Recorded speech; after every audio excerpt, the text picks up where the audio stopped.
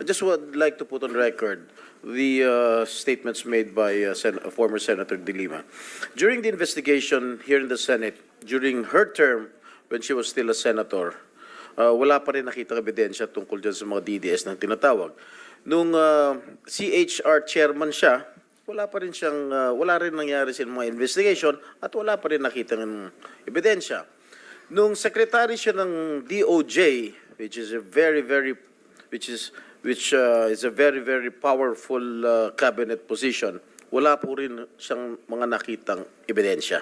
At hanggang ngayon, yun pa rin po ang sinasabi niya, wala pa rin gustong mag-testify, wala pa rin siyang kinakasuhan. So I think that is a matter of incompetence, Mr. Chair. So I think that is a matter of incompetence, Mr. Chair. So I think that is a matter of incompetence, Mr. Chair. I take Thank you. Mr. Chair, exception to that, Your Honor.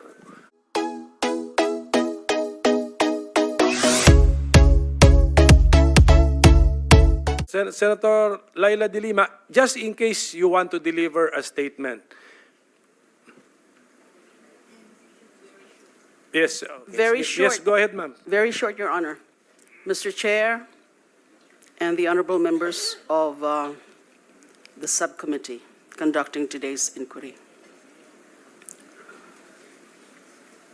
We can destroy and we need to destroy drugs, but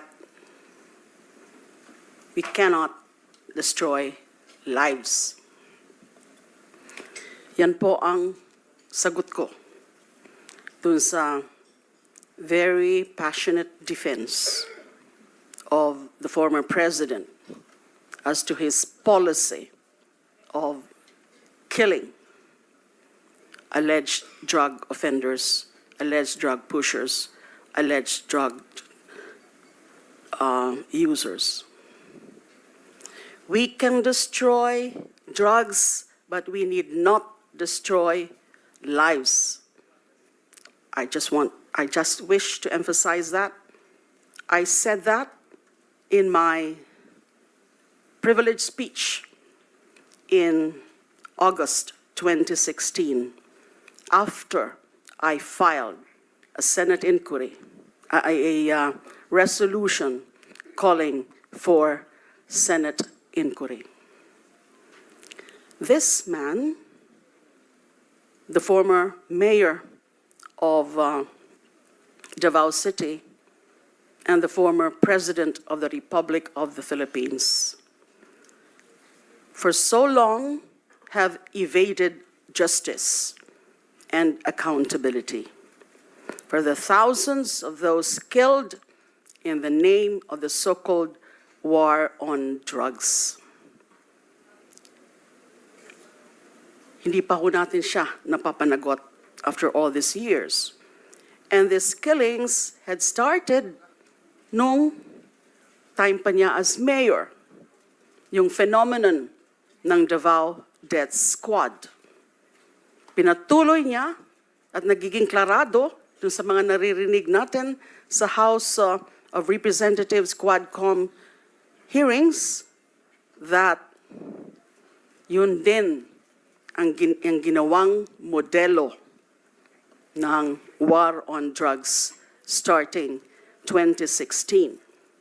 I was hoping that Colonel Garma and the others who already testified there at the Quadcom hearings, including also Kerwin Espinosa, would be here so that our discussions, our presentations would be in sync with each other, or that we listen to them again, and then I will respond to them. Now, I responded to the crisis that we faced starting in 2016, as I said, by filing the resolution and by delivering a privileged speech. Ang problema, hindi ko po yun natuloy, yung aking pag-imbestiga noong mga nangyayaring patayan early on dun sa nung naging Pangulo, si Rodrigo Duterte. Malungkot po ako, or actually I have mixed feelings now. People have been asking me, how do you feel that you're again appearing before the Senate for the first time? I'm setting foot in the premises of the Senate. Ang sabi ko, mixed feelings dahil sana nga noon pa, hindi na natin hinintay yung libo-libong mga pinatay. Pero nagagalak naman ako that I think we have the right environment now. Sana po, marami pa ang lumantad para magsabi pa kung ano talaga ang tunay na layunin ng Project Double Barrel. Yung kulang ho kasi noon, nung nag-imbestiga ako, when I presided over the Senate committee hearings, yes, we were able to present, actually, konti lang, dalawa lang ata out of the 13 available CHR witnesses. But because I was eventually ousted as the chairperson of the committee, after I presented Mr. Edgar Matubato, hindi na po yun natuloy. Pero, ang talagang magiging kulang ng investigation na yon ay yung mga insider na makakapagpatunay sa atin na yung Project Double Barrel is the very program that was used in eliminating and in killing drug suspects. Because malinaw sa mga naging pronouncements ng dating mayor, ng dating pangulo, na yan ang pinaka-polisiya na niya in addressing the drug problem. Nasabi na ho kanina, yung mga examples, at marami pa ho yun. I have a whole collection of his statements which really categorically show very clearly, manifestly, that he was inducing, encouraging the killings. And it cannot just be purely rhetoric. Kasi sinunod yung mga binanggit niya. Sinunod yung kanyang mga sinasabi na kailangang patayin ng mga yan. Manlanlaban man o hindi, ang problema sa nanlaban, hindi ho kapanipaniwala. Siguro may ilan-ilan na may mga nanlaban talaga. Pero sa karamihan, sa mga lumabas na mga kwento ng mga kaanak ng mga biktima, ay karamihan sa kanila ay hindi nanlaban. Ano ba yung nangyari sa akin? Hindi lang sila nakontento na alisin ako bilang committee chairperson, but sinundan po ako ng katakot-takot na acts of persecution. Kasama na yung halos araw-araw na minumura, halos araw-araw na pinapahiya, halos araw-araw na I was deprived of my honor, and because they tried to destroy my reputation. At hindi pa ho sila nakontento doon, nag-file sila ng mga gawag-gawang mga kaso para subukan ako na mapatahimik. Hindi po sila nagtagumpay doon. Kahit nasa loob po ako sa kulungan, I continued to monitor what was happening. I had with me already the records ng Senate investigation, at least nung ako pa yung nag-preside. I even filed and submitted a comprehensive dissenting report dun sa naging majority report by the committee, the Gordon report. I filed a dissenting report. I also had the records of my investigation of the DDS phenomenon. Pero ang isa pong ang pwede nating makita doon is that hindi natin mga natapos yun kasi nandyan yung atmosphere of, or the atmosphere of fear, the culture of fear and impunity. Sa Davao, meron kaming ilan-ilan na kausap na sekreto, pero hindi naman sila pumayag na i-present sila publicly dun sa DDS inquiry ng CHR. Now, doon naman sa Senate inquiry, sabi ko nga, hindi naman talaga tinuloy. Kaya hindi kagulat-gulat na yung naging conclusion ng majority is that the killings were not state-sponsored.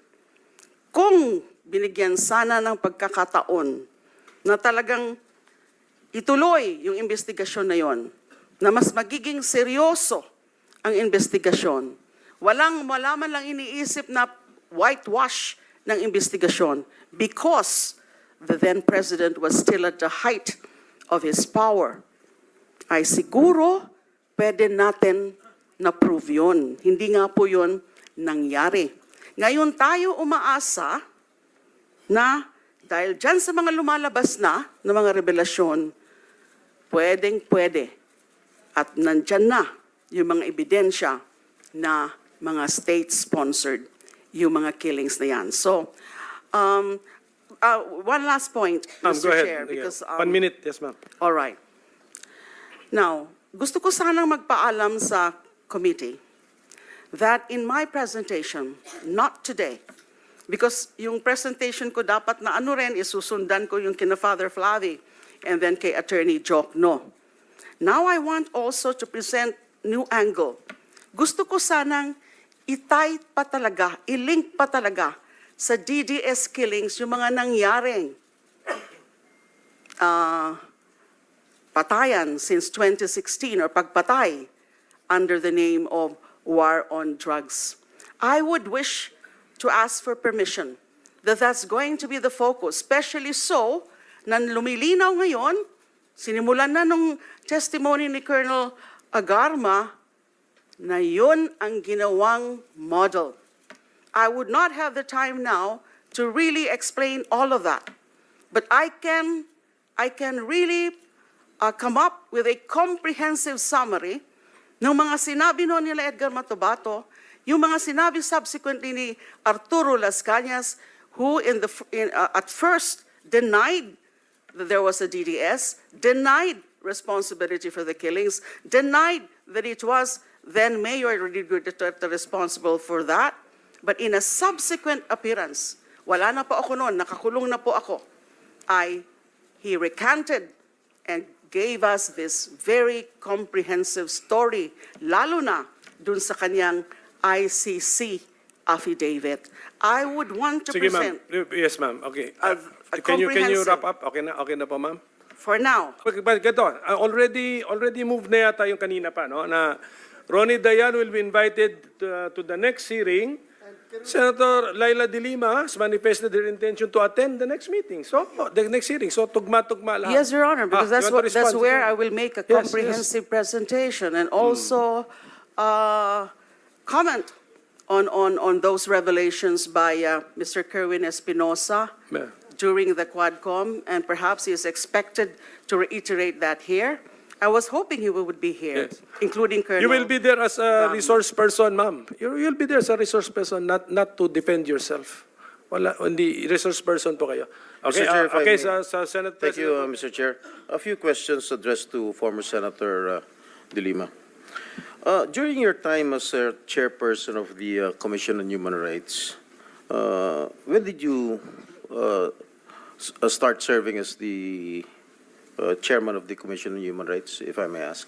I was appointed in 2008 Up to 2010. to 2010. All right. When I was appointed as the Secretary of All right. Justice. Did you conduct investigations regarding EJ case? Yes, Chair. the CHR and bank All right. conducted a public inquiry right Right. there in Davao City. May I know kung ano-ano po yung mga lugar na inimbestigahan nyo tungkol sa EJK? Yung tungkol pa sa lugar, it was actually the entirety of Davao City because of the phenomenon of DDS. At inimbitahan nga po namin the former mayor who appeared and acted as resource person, and mga ilan-ilan na mga opisyal, maraming opisyal actually, the city councilors, barangay chairman, PNP officials.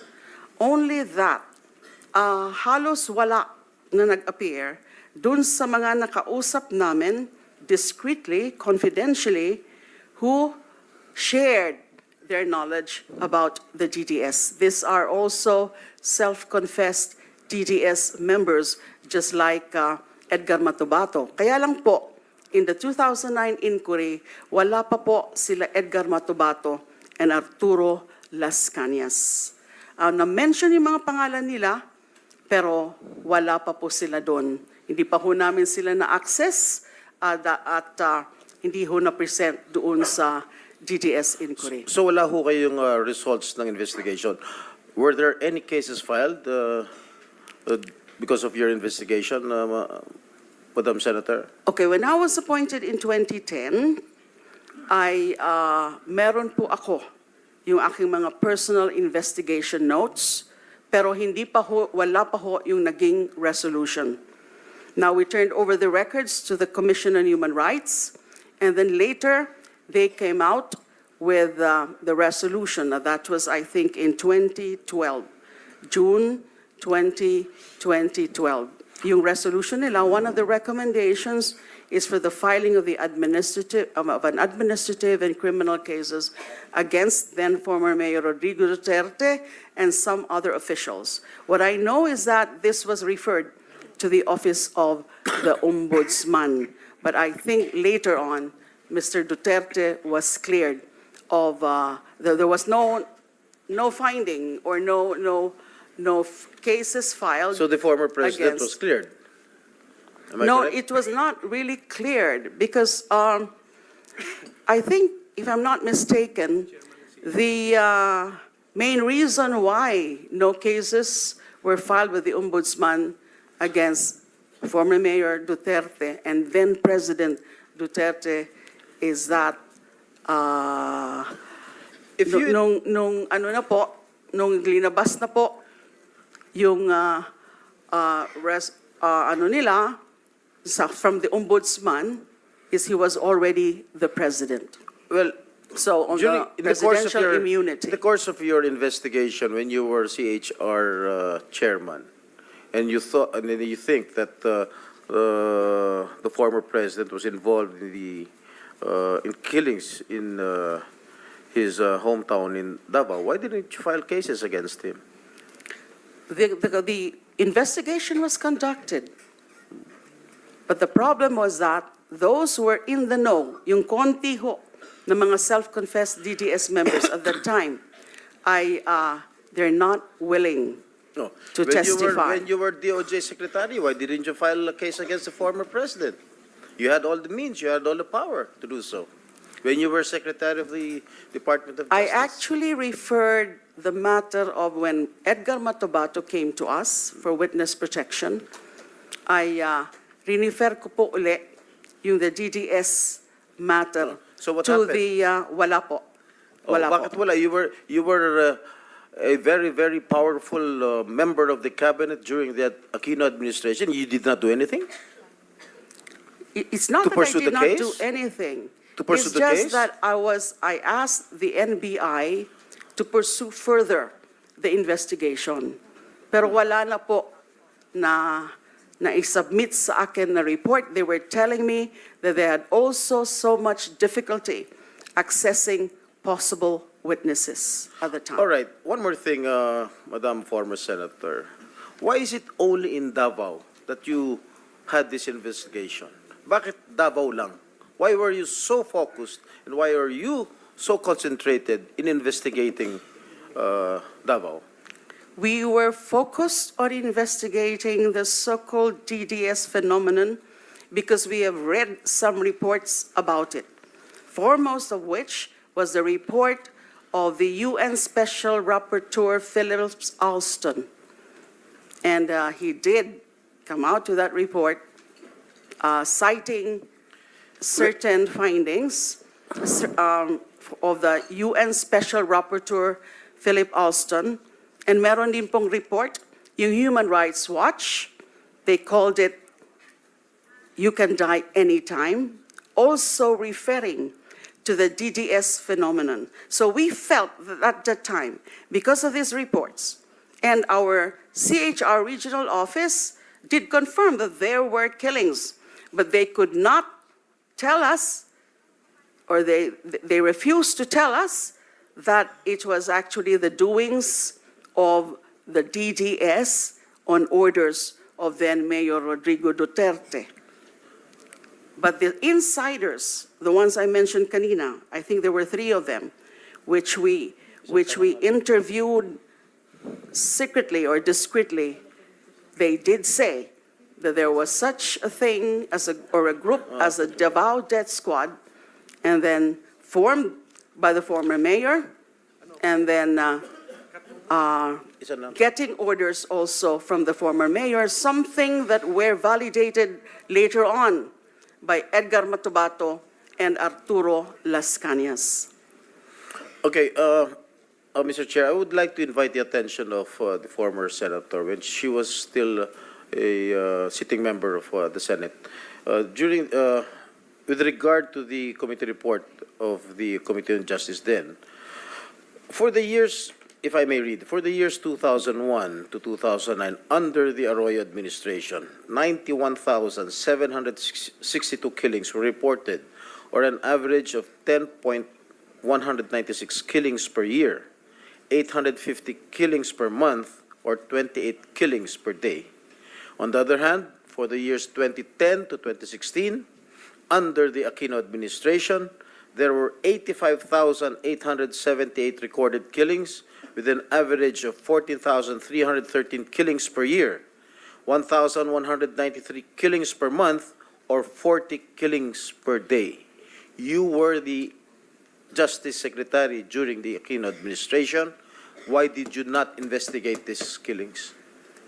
All right. May I start by saying that on the matter of EJKs in general, especially with respect to the killings of activists, I did recommend, and it was adopted, there was this Administrative Order number 35, creating an interagency committee to look into the various drug killings, to the various activist killings, targeting members of progressive groups, leftist organizations, and that was somewhat rampant during the time of former President Arroyo. Now, bakit wala pa po yung drug killings? Kasi nga po, pinapapursu ko pa sa NBI. It was not the real focus then of Administrative Number 35, which is the Special Interagency Committee to address extrajudicial killings. Now, talking about the Gordon report, you mentioned the Justice Committee report, which was subsequently headed by former Senator Dick Gordon. Sinabi nga niya po yun, na bakit yung EJKs lang, bakit yung ibang mga EJKs ay hindi natin kailangan imbestigahan o hindi natin inimbestigahan dun sa Senate Committee. Mukhang may problema po sa ganun.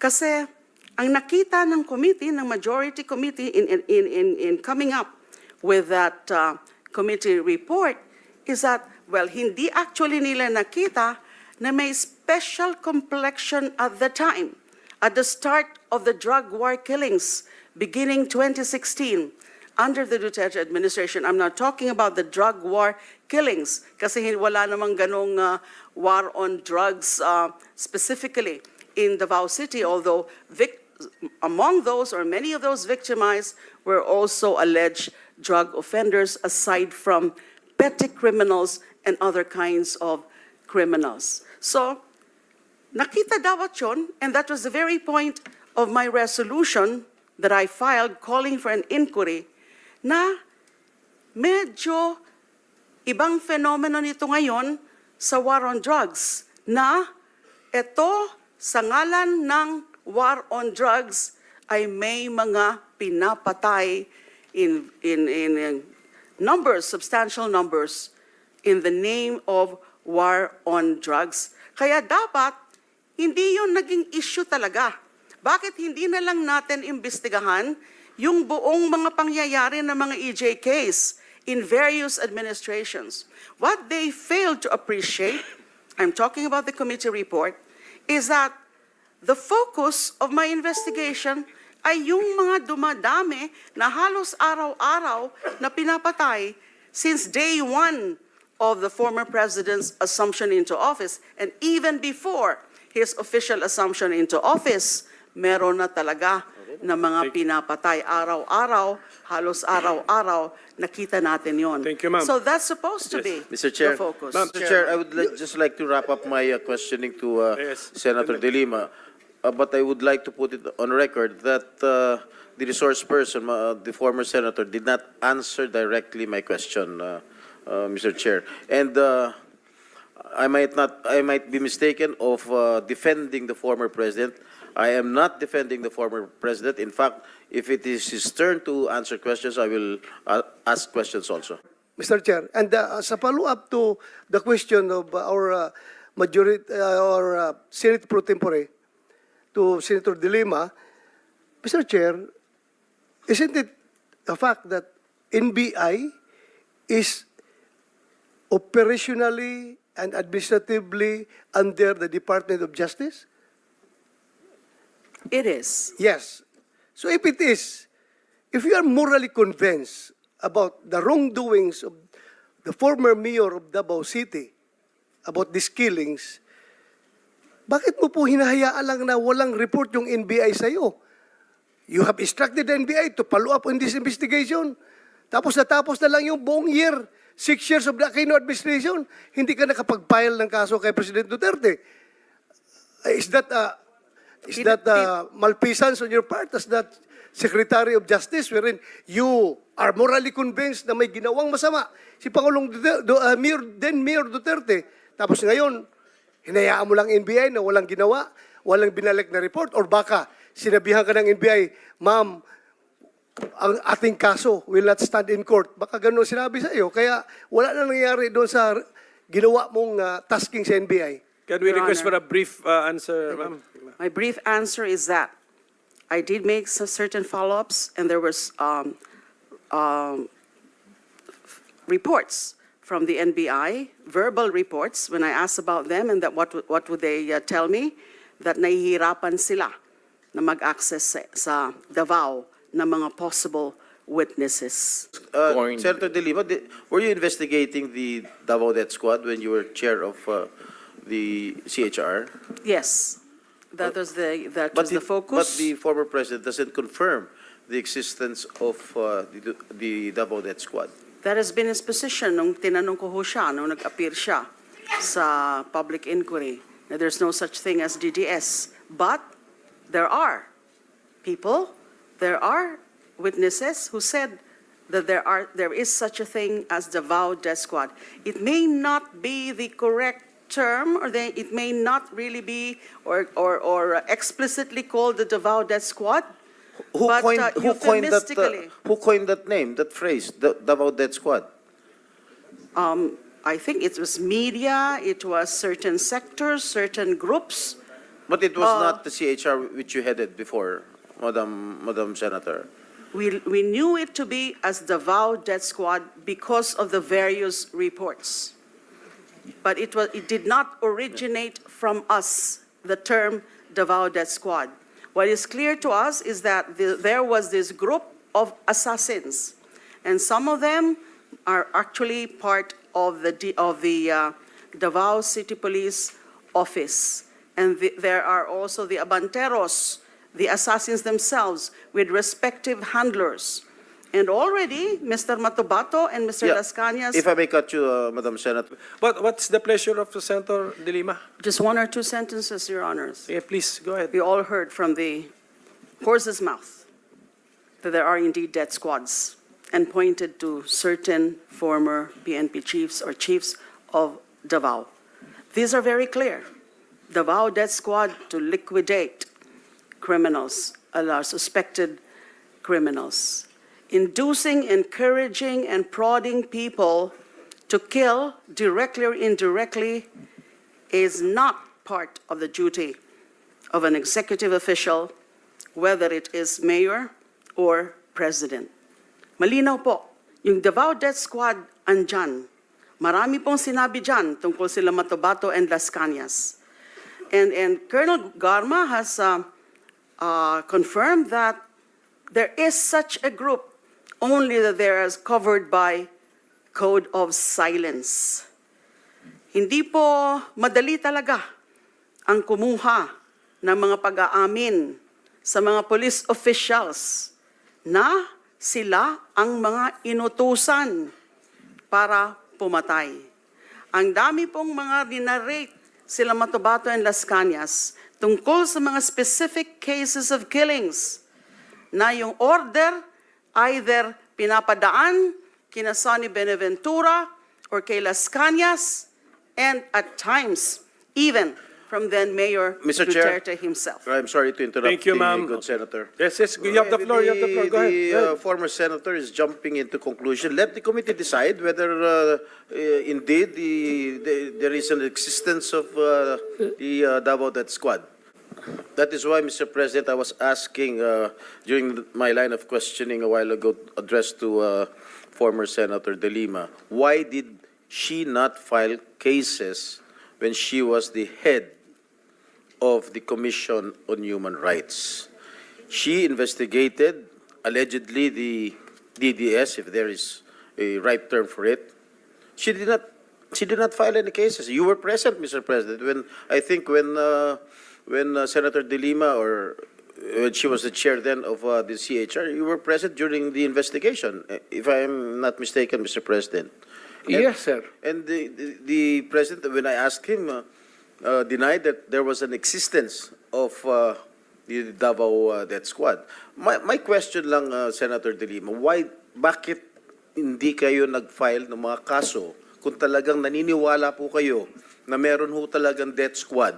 Why did you not file cases immediately when he was just still a mayor? Yes, Your Honor, nasagot ko na po yun. Hindi mo nga Dahil sinasagot yung mga pwede talagang mga maging witnesses ay hindi pa willing, takot pa na mag-testify against the former mayor. All right, when you were Secretary of Justice, you had all the power. You were a very, very powerful cabinet member under the Aquino administration. Why did you not pursue it? Because at that time, wala na nga hong nagiging resulta ng mga nagiging investigation din. Because again, Madam Chair, mahirap Madam kunin- Chair, Madam Senator, you were a very, very powerful member of the cabinet during the Aquino administration. You had all the resources. You had the NBI at your disposal. Lahat ng mga government agencies were under your disposal. You had the ear of the president. Bakit hindi kayo nag-file ng kaso laban kay Mayor Duterte? At that time, the relevant, real evidence, testimonial evidence, wala pa po sa aking disposal. Although I did try, yung sinabi ko po kanina, na rinifer ko na muna sa NBI. So, kaya lang, yun ang naging report, binalik nila sa akin. Now, they're trying, pero nahihirapan din sila na i-access yung mga witnesses. Mr. President, Yung Mr. Chair. sinasabi po kanina ni former President Duterte na Davao is the safest city, I think that is belied by statistics. I don't have the exact statistics now, but I read certain data. It's not the safest city. It has So what is among the safest city, highest, as far as you I know? would not know. It was it registered as among those with highest data on killings or murders. So how can it be a safe city? Just last statement before I sige, wrap up, before I give the floor to Senator Risa. I just would like to put on record the statements made by former Senator De Lima. During the investigation here in the Senate, during her term when she was still a senator, wala pa rin nakitang ebidensya tungkol dyan sa mga DDS na tinatawag. Nung CHR chairman siya, wala rin nangyari sa mga investigation at wala pa rin nakitang ebidensya. Nung secretary siya ng DOJ, which is a very, very powerful cabinet position, wala po rin siyang mga nakitang ebidensya. At hanggang ngayon, yun pa rin po ang sinasabi niya, wala pa rin gustong mag-testify, wala pa rin siyang kinakasuhan. So I think that is a matter of incompetence, Mr. Chair. I take Thank you. Mr. strong Chair, exception to that, Your Honor. Okay, to be fair, sige. The chair will be fair. Excuse me, everybody, Mr. President, teka muna. Sige, Hindi ko po yes, nagustuhan. Senator De Lima, sige, Thank you. short na lang, short. Hindi sige, ko po response. nagustuhan yung ganung conclusion na Okay. wala akong ginawa or that incompetent. Malayo pong description sa akin yan. I always do my job. Depende sa mga circumstances, depende rin sa kung ano talaga yung makakalap. And hindi ho tama na nung Senate inquiry, kasi nandun po si Matubato, present ko nga po. Pero after I presented him, inalis na po ako as Senate chairperson. Now, ano yung tungkol sa safest city? Ma'am, What- let's what ma'am, exactly excuse me. is the standard? Can I stop you there? Wag na natin, let's not debate on the safest city. I mean, focus po tayo, no? A Philippine war on illegal drugs. So, anyway, opinion na po yun. There's no right and wrong opinion. Yes, Senator Risa?